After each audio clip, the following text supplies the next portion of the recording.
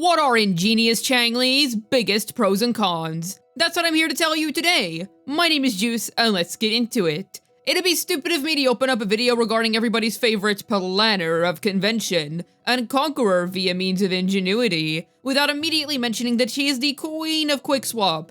If you want to play the strongest quickswap teams known to man, then look no further than this elegant, intelligent Phoenix lady. She is the prime pick for such teams. Why is that so? Well, for the uninitiated, quickswapping between characters is when you cast a unit's ability, and then while that unit is still performing their move, you quickly switch to your other teammate and perform an ability while the previous unit is still cooking. This offers a really fast-paced playstyle that's super skill-intensive, being very rewarding if you're able to pull it off right. It's tough to pull off well because it requires precise timings and whatnot. These are the teams in which Changli shines best, comps in which you can swiftly switch here to generate true sight stacks, and then cast or heavy attack when your other teammate is still busy casting whatever ability it is that they're performing. You want to play fast and efficiently in such teams. They are not for the weak-willed. But if you're interested in learning a more complicated playstyle that the average player isn't going to be able to fully utilize, then Changli is the right choice for you. I'd like to take a moment to highlight how this character has one of the most dynamic value scalings in the game.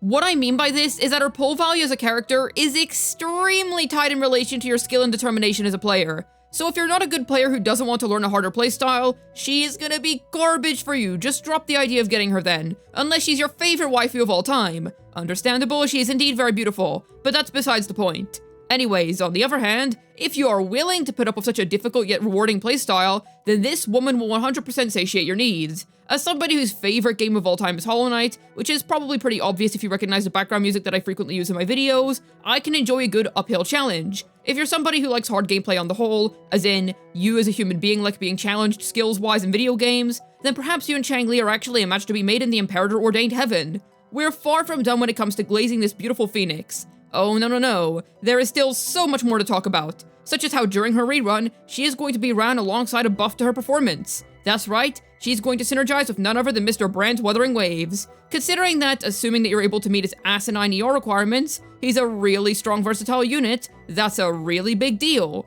It's also worth noting that Changli is one of the most popular characters in all of Wuthering Waves, and then you have Brant, who is extremely hyped up, with a very large dedicated fanbase that wants to chase after him. So if you're a Phoenix Lady fan wanting to improve her performance, or if you're a Pirate Lad enjoyer who wants his absolute best installed team, getting either or for the other provides you with an absolute win-win scenario. I would also like to add another reason as to why this particular point is so cool. Brant is very casual friendly, because his outro skill buff will disappear if you swap off with the buffed unit. So because of this, he locks your Changli onto being on field for a while, in order to make the most use out of his buffs. This helps massively reduce the difficulty factor when it comes to playing Changli, and the nice thing if you're somebody that enjoys a complicated playstyle, that will still remain across all of her other teams, and Brant can be played as a Changli replacement of sorts, so you can easily get the more gritty Phoenix Lady experience by simply putting her in any other team. I think it's cool that you're able to lessen her difficulty a bit through team building. With that being said, if you're good at quickswapping, it will still be a bit better if you're really good at that. Yet, this still manages to serve as an accessible alternative. The really fun thing about being a dual carry unit primarily is that such a quality makes you extremely versatile. In Changli's case, she can work well alongside any unit that can utilize quickswapping. Changli Yao is one of the first characters that come to mind, as Changli Yao is a pretty tried and true use case for the character. You can easily swap onto her while he's casting his long animations, filling in for his downtime. It's honestly a really strong synergy, if you're able to make the most out of it. Carlotta Lee is a big deal too, because she's such an incredibly strong DPS, so having such a good synergy is super noteworthy. It's a great substitute if you don't have Jojo to support your Montelli lady, and you'll see great performance out of this. Granted, if you're good at using it. This is a common thread which runs throughout all of her non-Brant use cases. If you can't use her well, she's gonna feel a whole lot stinkier.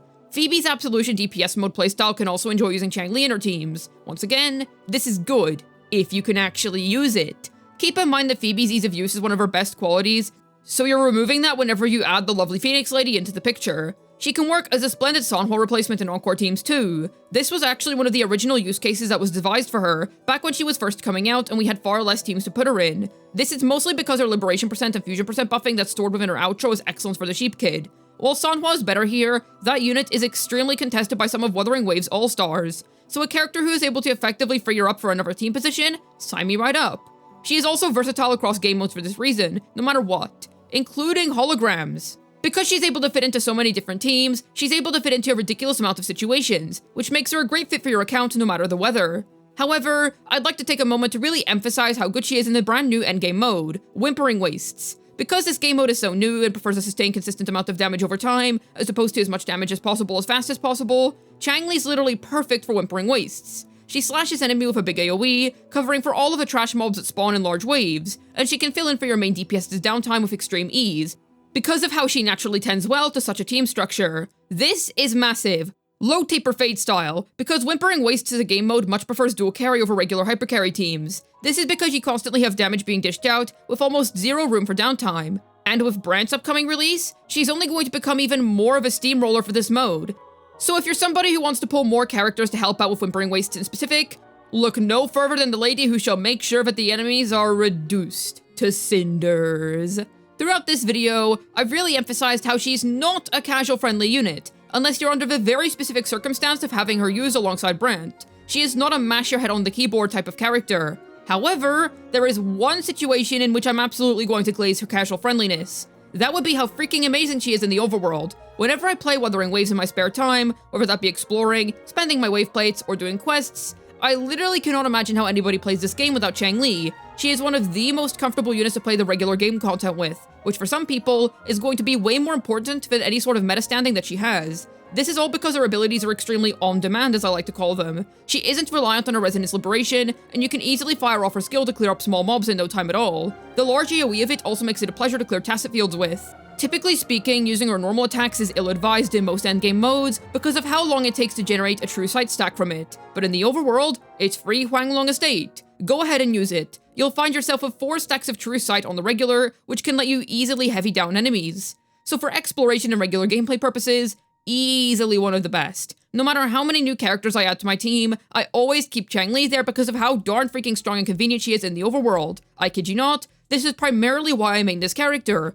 The core gameplay loop of Wuthering Waves is exploration and overworld combat, so if you're somebody who regularly engages in those things such as myself, then you should consider her.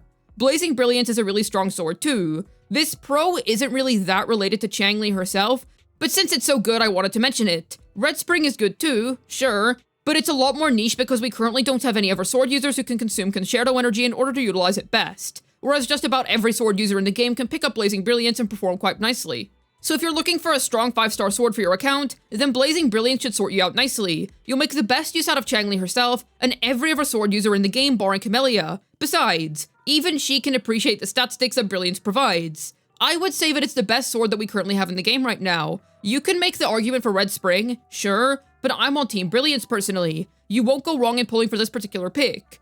We have discussed all the good that there is to say about this beautiful character, but we finally have to delve into her core negatives. I think that if you've been following the general theme throughout this video so far, you know what I'm about to say. Yup, Changli's barrier to entry in a majority of her teams is ridiculous. She is the Haramasa of Wuthering Waves. If you have no idea as to what I just meant there, know that you will mold at least a little bit trying to learn her optimal gameplay. Then you'll realize that the ladder goes even higher than that, and so on and so forth. You get the idea. The average player is going to drop dead on the floor trying to learn how to play her in the best way possible. If you think I'm exaggerating right now, then you probably haven't completely hyper-optimized your Changli gameplay yet. She's one of those characters that really benefits from you doing so. It's conflicting because, for a casual who only cares about Wuthering Waves' main core gameplay loop and couldn't give a flying hoot about the endgame content, Changli is actually an amazing first 5-star to pull for, especially considering that you get a Chishia for free near the start of the game, who you can pair her with when you have nobody else to do that with. But if you're trying to pull units to clear the endgame content, oh goodness, oh dear, this Phoenix lady's gameplay. Listen, I'm a Changli main, but I'd say my skill level is about average and I'm alright at quick swapping. I will be real with you, man. She's extremely satisfying to play, but holy heck, you gotta know what you're doing. Yes, Brant will help alleviate this issue by quite a good amount, which is amazing since now more players are actually going to be able to fully utilize Changli in all of her blazing glory. Yet with that being said, let's not get ahead of ourselves, because the rest of her teams remain as being as complicated as ever. It all fits very well for personality and character, funnily enough. An intelligent strategist demands quick-witted gameplay, but this, without question, is her biggest flaw. Easily. I beg of you to consider whether you're genuinely willing to put up with the frustration of learning to play her. It's like Harimasa or Linny. You're seriously going to mold during the learning process, but whenever you get to the results stage, you're going to be extremely glad that you put in as much effort as you did, because the reward of true satisfaction is 100% there. It's called True Sight for a reason. I believe that another flaw of hers is that you don't really need her for anyone in specific. No, not even Brant. In all of the teams where you're able to use her, there's another character that can fill her slot. Most of the time, that unit is also going to be way easier to use, allowing for much more skill-accessible gameplay. For example, Yinlin for Changli Yao, Sanhua for Encore Phoebe, the Silly Painter for Carlotta, and the list goes on. As for Brant, you can literally use him as a Changli. Except he's much easier to play, because you're not going to be trying to quick swap with him. He'll also work just fine as a fusion support for characters such as Encore in order to free up contested characters, just like how the Phoenix Lady can. So he actually can work quite well independently of her, while most likely being able to provide really strong Whimpering Wastes performance. Now, big emphasis on most likely, because we've only seen his abilities and briefly trialed him in the fishing event, but from what we've seen, I'm confident that he can cover for that too. So if you're somebody that's pulling for the pirate lad, but doesn't care so much for the Phoenix Lady, but rather just wants to use him in particular, don't worry, he will still be a good viable character without her. So you don't have to pull for Changli, unless it's to fulfill your waifu quota. She's amazing for sure, and her versatility is super effective in my opinion, because she can actually compete with the best insult variants of these teams if you play well enough. Keywords! If you play well enough. I cannot emphasize that point enough.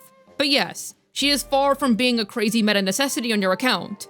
Changli did age really well in my opinion. She didn't have a lot of teams when she launched, but as we've gotten more and more good DPS characters to play with, she's been able to slide her way into these teams as an amazing quick swap choice. She's certainly not there if you're trying to play endgame on easy mode, and will require you to pay attention to what you're doing. If you're super duper used to simple characters, such as Jinchi, Phoebe, or Camellia, yeah, Changli's gameplay experience will be a bit of a shock to you, but I'm going to give you my subjective take on her right now, as somebody who's been maining her since day one of her initial release. This is not fact, just my opinion. I personally think that she is the most fun character to play in all of Wuthering Waves. Whether that be in the endgame or overworld, my Wuthering Waves experience would genuinely be so much more dull if I didn't have an exciting character to play. She keeps me on my toes, as opposed to becoming too used to easy to play characters, and offers a wellspring of convenience whenever I play her in the usual Wuthering Waves gameplay loop. If you want fun, challenging gameplay, then take it from me. This is the character to pick up for such an experience. What do you think about Changli? Are you going to be pulling for her? Let me know down below, I'd love to hear your thoughts. As always, I have a ZZZ2nd channel. Head on over and subscribe if you're interested in some fun, silly ZZZ content. I'd also like to mention that I stream on Twitch. I stream once a week every week on Saturdays, starting from 3 PM UK time. Come along so that we can play Wuthering Waves, ZZ, and do some other fun stuff together. Hopefully this video was able to tell you Changli's biggest pros and cons. This has been Juice, signing out, and you know what she has that no other character could ever hope to match? Pure, unfiltered, infinite, epic, raw aura.